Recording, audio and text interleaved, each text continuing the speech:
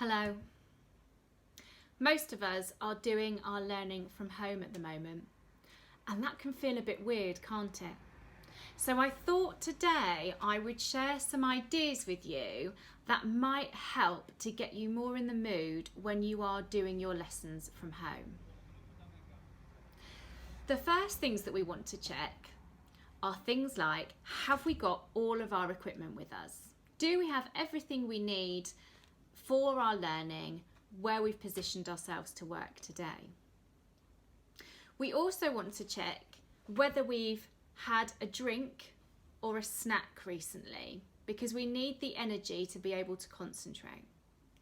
And we also need to check, have we been to the loo? Now, once you've checked all those things, one thing we don't often check in with, but is so important for learning, is how we're feeling.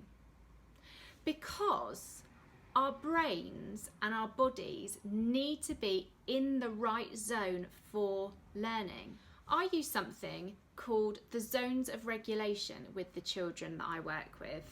Maybe you've heard of it, or maybe you've used it yourselves.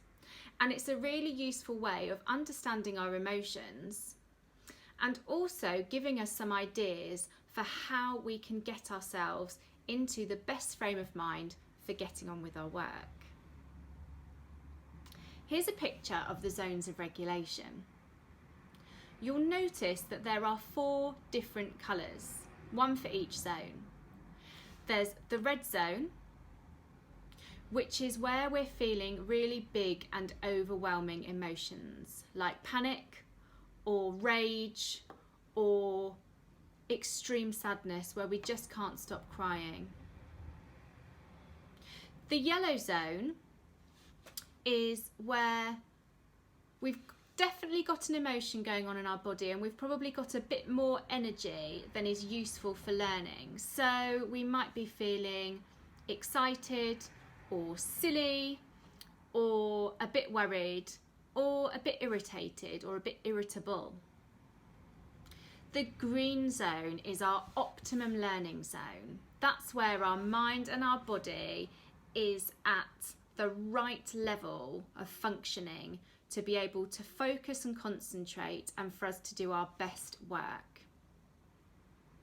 And then there's the blue zone, and the blue zone is where we've got very little energy. We maybe feel sad or let down or tired or maybe even a bit depressed in this zone. We're very much lacking energy. Now, if you are in the red zone and you're having an overwhelming feeling, there's no way that your brain and body are going to be able to learn at that point. What you need to do is be kind to yourself and maybe seek out a grown-up that can help you to deal with that emotion. But most of the time, when we're feeling like we're not quite ready to learn, or we're not quite in the mood for learning, it's because we're in the yellow zone or the blue zone.